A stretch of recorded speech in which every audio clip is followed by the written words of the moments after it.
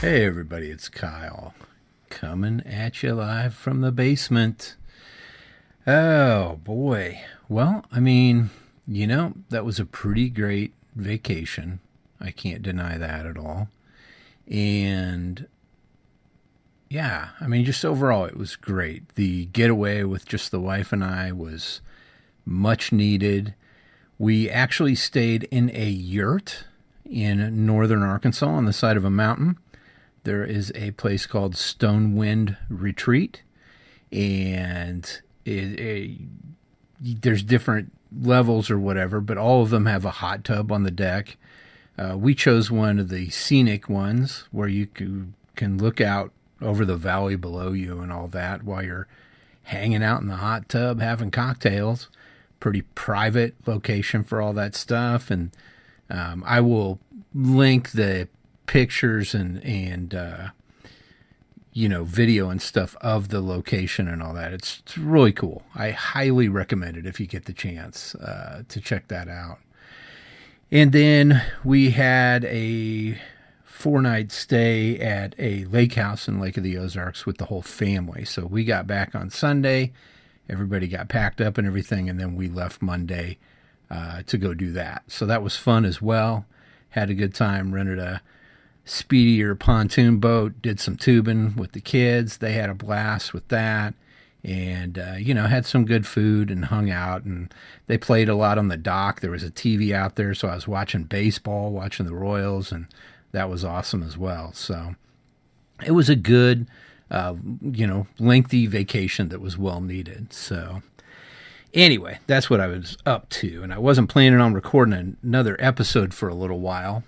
But here I am, and I can tell you why. I had a therapist appointment this morning, and we were discussing some different things and some goings on in my life and history and things like that. And I mentioned something on, on the day that my father died when I was, 11, there's a photograph that I distinctly remember, and it's actually not on the day my father died. It's a few months before my birthday, but it's me, and I'm in the hallway at a hospital. My mom was in the hospital at the time when this all happened, and I'm just standing there holding a basketball that I was given for my birthday, and it's so readily apparent that I am miserable. And it's remarkable to me that I don't know how to explain it, but you can just see that I'm not in a good place. I'm not in a happy place. And there's different things that I've battled with when it comes to depression and that throughout my life. But basically we came to the realization of something, and that is I've often, it's kind of hard to say this stuff out loud, but it's true. And I know it needs to be shared because I'm sure there's other dudes out there that feel this way. Growing up in the Midwest, I've often felt less than macho or manly, when it's when it comes to stuff like fishing or hunting or even driving a boat, which I did when we were on this trip, but working on cars, repairing things around the house, that kind of deal. And it's always kind of made me feel shitty. And it's always kind of made me feel less than masculine. And when we rented this boat and we went out tubing and stuff, I was very nervous to drive this boat. I've driven a few boats before, stuff like that, but I'm not very good with it. It's different. If you can drive a car, you can drive a boat out in the main stream away from docks and stuff, but pulling them into a dock and things like that is not the same ball game at all. And so I don't have a lot of experience doing that. And so it was worrisome, mostly because, I'm responsible for this boat. I'm responsible for the safety of everybody on it. I'm responsible for pulling it into a dock area, getting people off, all that stuff, off the boat and onto the dock and all that jazz. I'm not saying that it's too much, because it's not, but it was pressed upon me pretty hard when we rented it that, hey, you fuck up this boat, this is your deal. And so I was, man, nervous. And it's funny because there's been this, man, how am I trying to say this? There's been this thing in my life that I've given up on, and that is faking it. Faking how I feel, faking when I'm around other people who've been shitty to me and never apologize, faking relationships and being around people I don't really want to be with. I'm not saying I'm like some sort of asshole that won't hang out with people that I don't particularly care for, because we all have to do that, man. We all have jobs. We all have parts of our lives where we have to do that. But I'm fucking done with faking, pretending that situations are okay when they're not.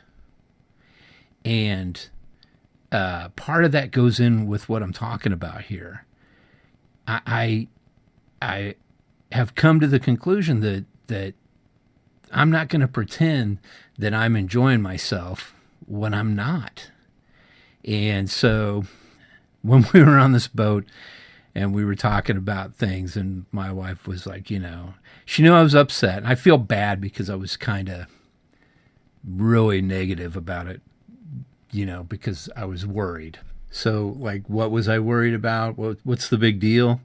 Well, my wife and I went and picked up the boat, and then we were just going to drive over to the dock of the place that we were staying, and it was tight as shit getting into that dock. And the kids were going to be waiting there for us, and they were going to bring the tube on board and all that stuff, because we had used the tube from there. So I'm trying to navigate this. And it was like a 24-footer pontoon boat, man. And the cove that we were in, it was tight. I'm not exaggerating. It was really tight and congested in there. So we got it over to there, and I was having trouble kind of sidling it up to the dock and all that, and felt a real bad scrape. And I was like, oh, shit. And looked down, and I saw a scratch and kind of a gouge on the side of the boat. And so that just kind of fucked me up from that point forward for the next 4 hours that we had this boat. I was so worried about how much we were going to have to pay in damages for this boat. So once we got out in the lake and we got going and stuff, and I was trying to find a place where we could kind of slow down and throw out the tube and connect it and all that, and then take off and pull the kids and all that. We were just talking about it, and, I don't know if it was one of the kids that asked me or something, or I'm not really sure how it went down exactly, but I just said, yeah, I'm going to be honest. I'm not having a good time here. I'm worried because I don't feel like I have enough experience to drive this boat, and I feel responsible for all you guys. And so I'm worried about that, and I am not having the best time, but I can get past it. I'm worried about what happened when we were back there by the dock, and I know you guys heard that and saw that too. But I can get past it, so let's just get past it, and let's get you guys out there and have some fun and all that. Now, keep in mind, my kids are 12, almost 13, and 14, almost 15, so they can handle news, right? They're not going to freak out. But anyway, we got them in there. They went tubing. We had some fun. We drove around and did some different things. We sat on the boat. I couldn't eat lunch, dude, because I'm a worrywart, and I was just worried sick, man. That I'd cost us thousands of dollars, man. This is a $60,000 boat. I know that as relatively new. So, anyway, we went back to drop the kids off, and man, there was no deal with me getting near that dock again. So it was pretty easy. We just kind of put them in the tube, and then they kind of made their way back over to the dock. So we got close enough to it to where they could do that. And then we just took off and went back and to turn in the boat. And I was just I apologized to my wife a few times. I know it's an anxiety thing or whatever, but so we turned in the boat. The guy checked it in, checked it over. I was waiting for him to go, hey, what the fuck's this big gouge on the back of here? But he didn't say anything. And, I was there with him, and we kind of looked at it, and he's like, nah, I think all this was here, so you guys are good. And then I walked up by my wife, and we were waiting for him to be done inspecting it and filling the gas and all this stuff. And he goes, hey, come here a minute. And I was like, oh, here we go. So I started walking out there or whatever. Nope, it was just that the kids had left some shit in the boat. So I grabbed that, walked back up there, waited. We checked out and everything with them and left. And it was fine. I was freaked out and worried. So that's a lesson for me in anxiety, right? And a good lesson for me to know that I was probably overanalyzing and over-worrying everything. But the reason I bring that whole story up is this. I am worn out and tired of lying and pretending that things are okay when they're not. In our society and in our world, we find it so necessary to pretend that everything's okay when it's not. When you have a problem with someone or with something, you should be able to voice that. And I think it's a huge problem in our society that we don't. And it's really interesting because I was talking with my therapist about this, and I brought up when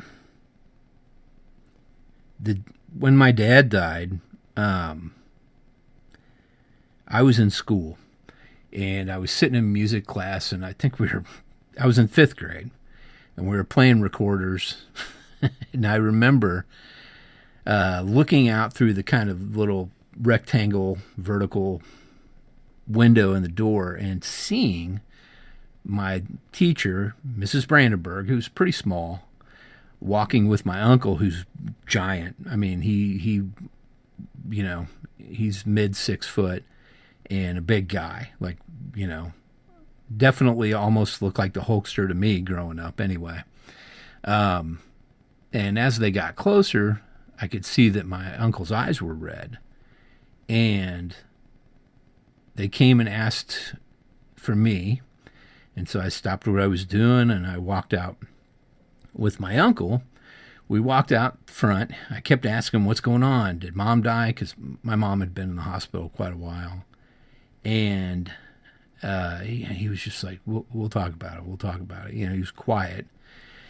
And then when we got outside, I noticed that my grandma's good buddy, Pauline, this little old lady, was driving my uncle's Plymouth Roadrunner. So I was like, shit, this must be big news, whatever is going on here. And I asked a few more times while we were driving the few blocks over to my grandparents, and they just didn't want to tell me. They wanted somebody in the family to tell me, somebody closer or whatever.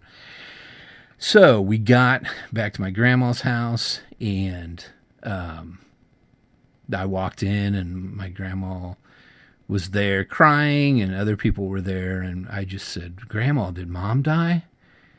And she looked at my uncle and said, oh, gosh, you didn't tell him? And he's like, man, I can't tell him. And she goes, come here, sweetie. And I sat down on the ottoman of the chair that she sat in a lot. And she told me that my dad died. And I freaked out a little bit and ran and hid in my grandpa's bathroom and just sat kind of in the corner there just crying for a while. And they kind of let me do that. And then my grandpa came and got me and said, hey, we got to go tell your mom now.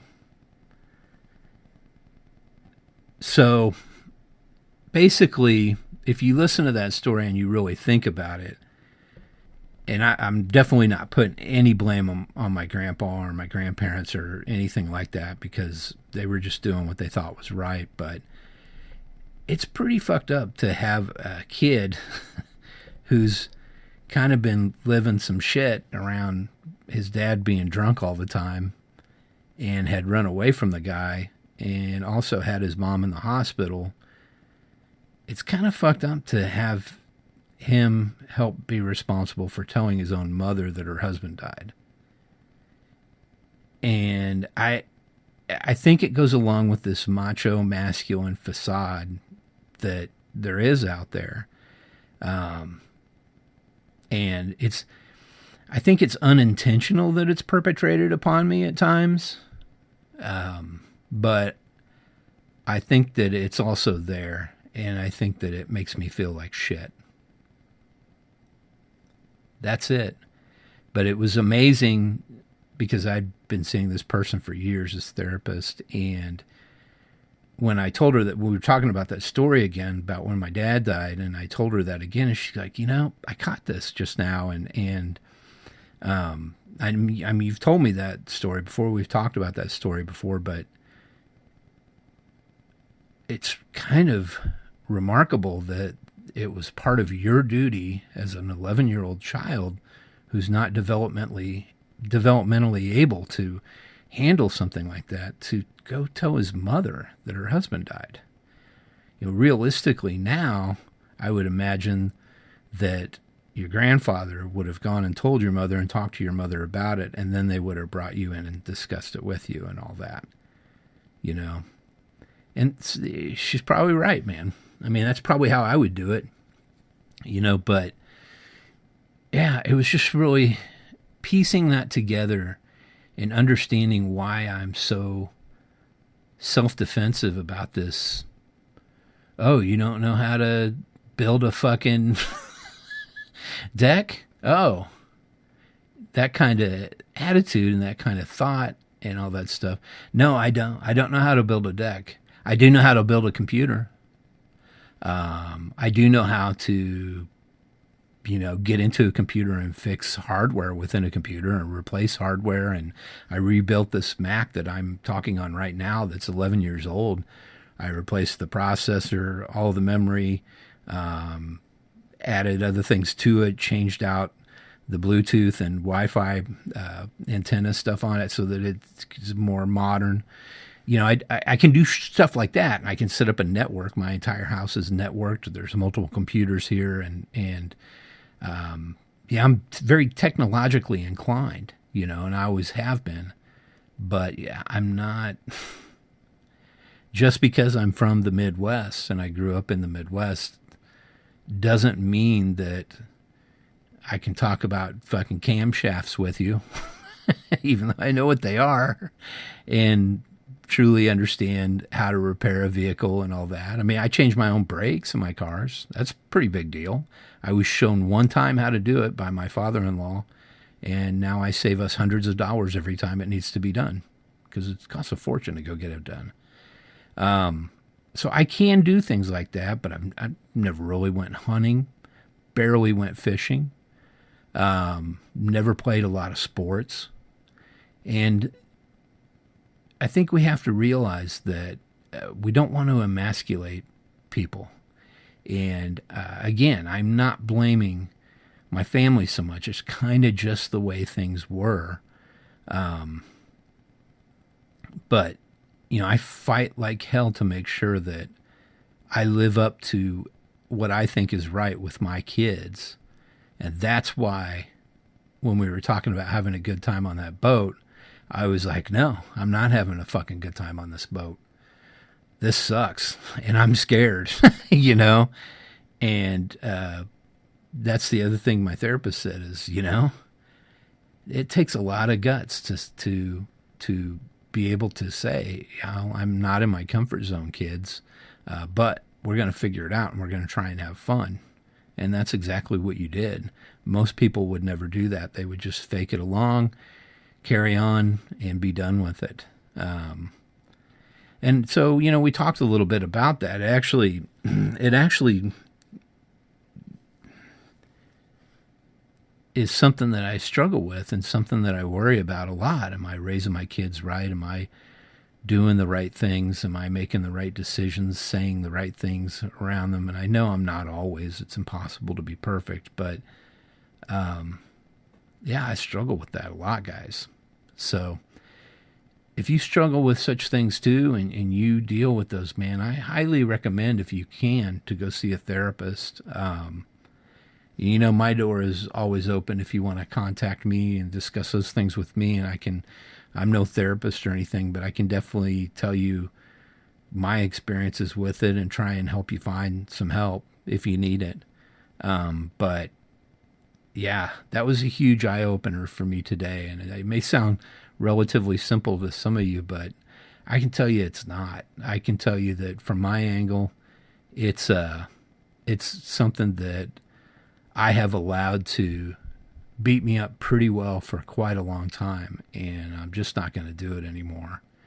And I'm also not going to pretend that things are okay with people that have treated me like shit and have been disrespectful. And I mean, I'm not going to hold a grudge forever, but I do expect an apology. I mean, that's the fucking least you can do, right, people? I mean, when I've fucked up and all that stuff, and I owe someone an apology, I apologize. That's what an adult does. Or if we want to get into being macho and masculine and all that, that's what a man does. And so it's been a journey, and it's taken me a while to get to where I'm at as far as accepting that. The other thing I talked to her about a little bit today was, boy, in the Ozarks, man, there's a lot of dumb fucks who are kind of anti-mask. And it's funny because when we went just on the little trip, just the wife and I, to northern Arkansas, man, people wore masks. No problem. But in the Ozarks, nope. As a matter of fact, there's fucking little shitty Trump tables set up everywhere with people selling bullshit Trump paraphernalia. You'd think it was a fucking Judas Priest concert, but instead of Judas Priest playing, it's fucking one of the dumbest men of all time, Donald Trump. So I don't need to tell you that. If you've seen anything he's said in the last decade, you know he's not super smart.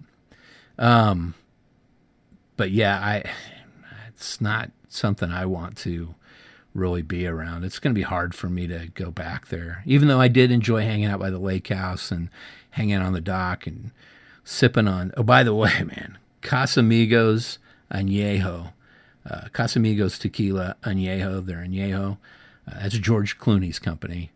Whew, great stuff. I sipped on a lot of that while both in a hot tub on the side of a mountain and also on a dock watching baseball outside while my kids played and kayaked and did all that stuff, and hanging out with my wife, talking to her. So, yeah, that was the big breakthrough today. And again, may not seem that big to some of you, but it's definitely something that's really eaten me up and beaten me up and down, kicked my ass up and down the road quite a few times in my life. And it was good to realize that, yeah, well, you know, if you stop and think about it, it was probably when this happened and things like that when you were younger that impressed upon you this belief that you're not okay to go tell your mom this. You're not okay, and you probably should have seen a therapist back then, or should have talked to somebody back then because of the trauma of what happened with your dad. You're not, it's okay for people to be big, macho, burly dudes or whatever, and you're not, and that's okay too. So it's been an interesting road. I think younger kids, I think they're more in touch with it. But for me, it's been a struggle. So if you know anyone, or if you're going through that struggle, man, please feel free to reach out to me, and I'll do what I can to try and help you find some resolution like I've been finding. But that's what's been bugging me. I'm not even going to get into the politics bullshit. It's just not worth it anymore. But what I will do is take a quick break. This is a little bit longer episode than normal. I appreciate you guys listening. I'm going to take a quick break, come back and talk about some things I'm into. I'm going to go ahead and throw it over to Kyle. Hey, Kyle. Okay, and we're back. All right. So, what am I into right now? Well, I'm going to go ahead and start with music. Before we went on our trips, I purchased the Pulp Fiction soundtrack on vinyl. Uh, hadn't hadn't really listened to that in a while, but we listened to the hell out of it before we left, and it's just as good as I remember it being. You don't have to be a Quentin Tarantino fan or anything like that to enjoy that soundtrack. It is solid. So listened so much to that that actually when we were at the yurt or whatever, you could go up to the main office and check out DVDs and Blu-rays and stuff for free. And that was one of the films we ended up checking out and watching again. Hadn't seen it in quite a long time. So that was interesting to watch that movie again. We also watched Office Space, which is a timeless classic as well. Music other than that, I mean, that's probably one of the things I've listened to most. Been listening to some Wu-Tang Clan again. Haven't listened to them in a while. Would really like to get maybe 36 Chambers, on vinyl. I know I've seen it a few places. I'm going to have to just snag it next time I see it. On the subject of movies, though, yeah, I mean, we watched those. And I also did acquire the 4K Blu-ray version of Apocalypse Now, and threw that on the other day and was floored. I mean, holy cow, how in the hell do they make a film that is 41 years old look like that? It looks incredible. So that's pretty exciting. I need to sit down and watch a whole movie. I haven't done that yet. I should have known that it was going to be like that, because I can tell you that 2001 A Space Odyssey, which is 52 years old, had that same look about it. Looked like it was shot yesterday. Absolutely amazing. So looking forward to watching that again. Haven't seen that in a while. We did finish up the season 2 of the Umbrella Academy. Really liked it. I have not read the next group of books or the next trade paperback for the next story, if they get that third season. So I'm looking forward to that. I think I'm just going to hold off on reading it and watch the season first before I do. But man, that was great. I really liked it. It was kind of a weird ending, but I dug it. I definitely dug it. I think it's a really good show. Looking forward to The Boys. That's coming up here pretty soon. Probably we'll go ahead and get Bill and Ted Face the Music, watch with the kids, the family, because we just have recently watched the first two. Boy, that second one is just horrid. I know it has some things in it that are kind of interesting and stuff, but oh, God.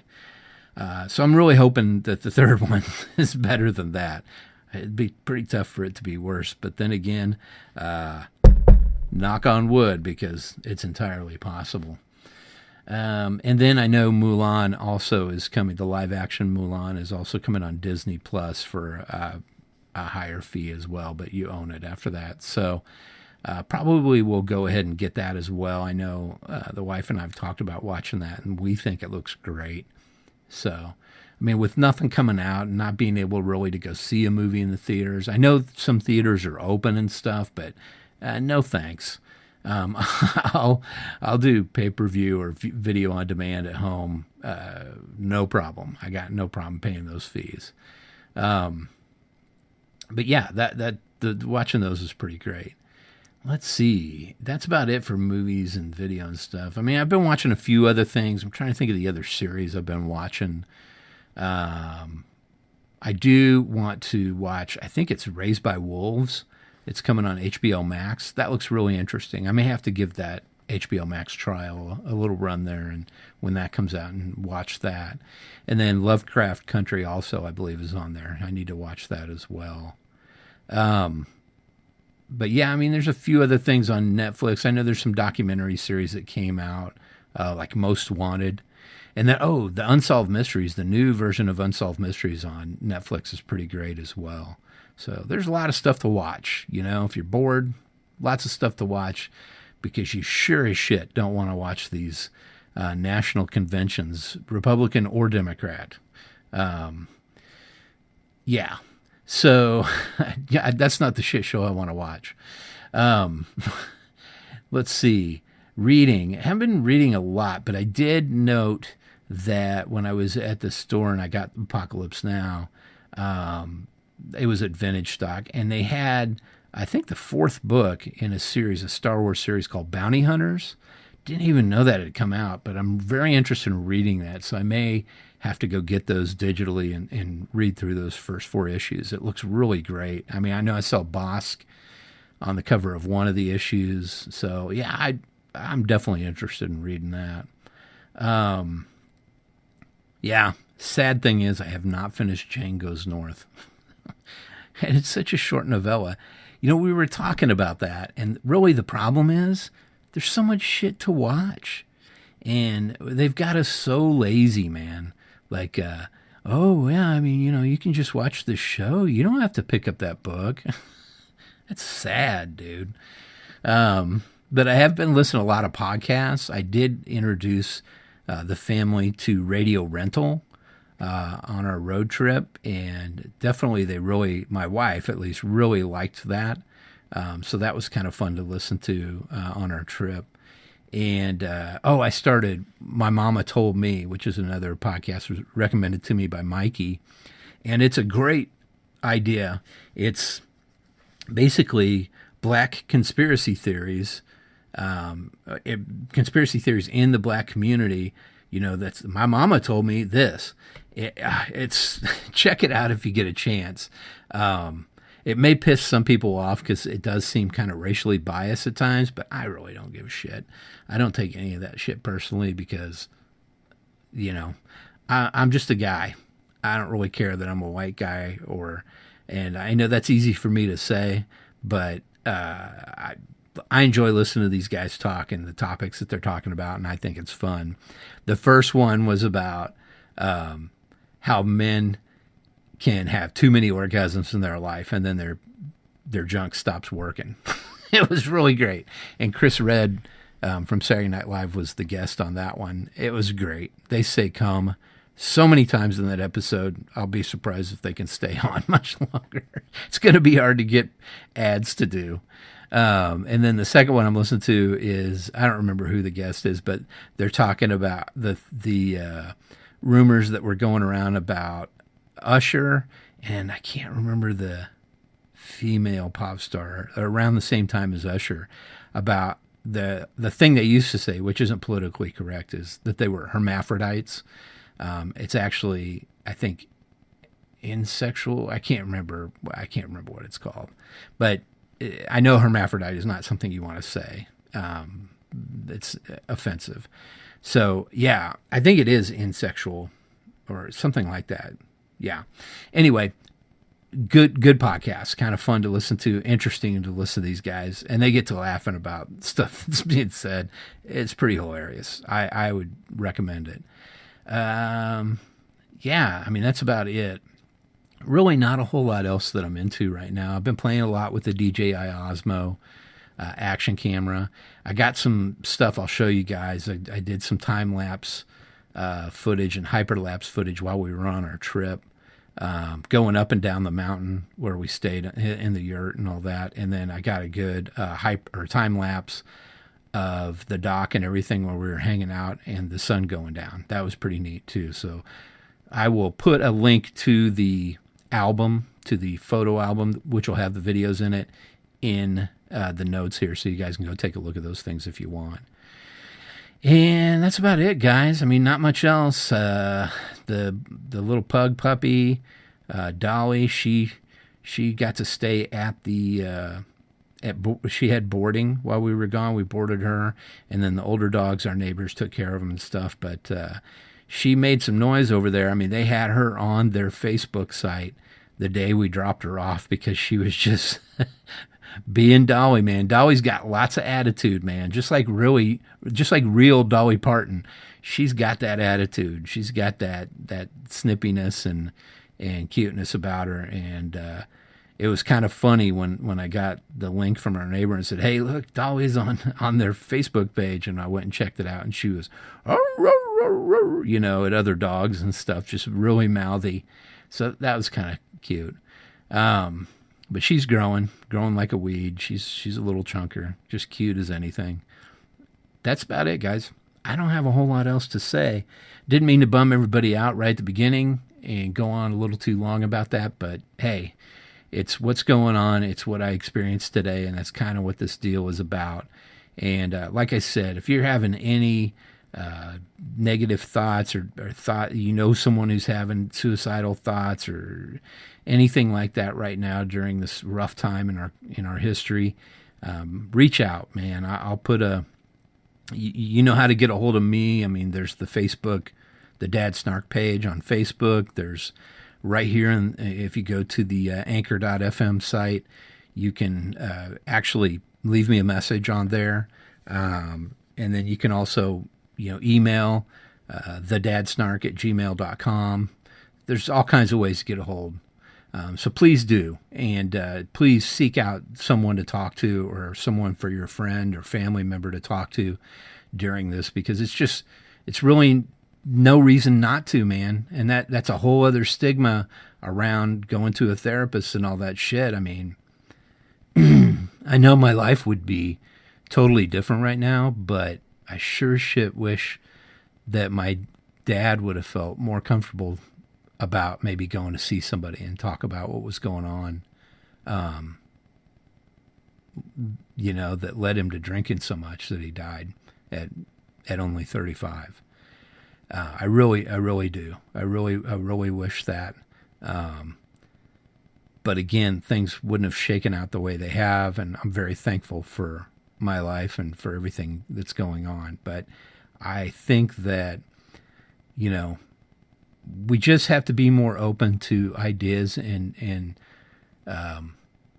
to talking about things that are going on in our lives and that we're experiencing, and not be so chicken shit and not be faking it and pretending that things aren't going on in our life or that we're tougher than that and all that bullshit. 'Cause we're not. We're just people, man. That's all there is to it. Anyway, I'll leave you guys with that. I'll catch up with you guys next week. Thanks for bearing with me on this. And we'll get back into the regular swing of things pretty soon. Oh, one more thing. I did buy some hot sauces, and I found a hot sauce that is 4 million Scoville units, so double the hottest in the last hot sauce challenge. And I found another one that's not as much, but looks pretty tasty. So we will be doing another hot sauce challenge probably this winter. So stay tuned for that. Probably another 1 or 2 tequila tastings too, before because we're just bored, man. We need shit to do. So hang in there. We got things coming. I'm going to probably try and get Keith Beard on here again and talk about some shit again with him and what he's been up to. He's been doing some pretty amazing things with some movie posters and LED lighting and stuff like that I've seen that just are awesome. So we'll get in contact with him again, get him back on here and have another episode with him as well. You guys all hang in there and, go out there and do your best. And, while you're doing your best, though, just do me one quick favor and get off my lawn.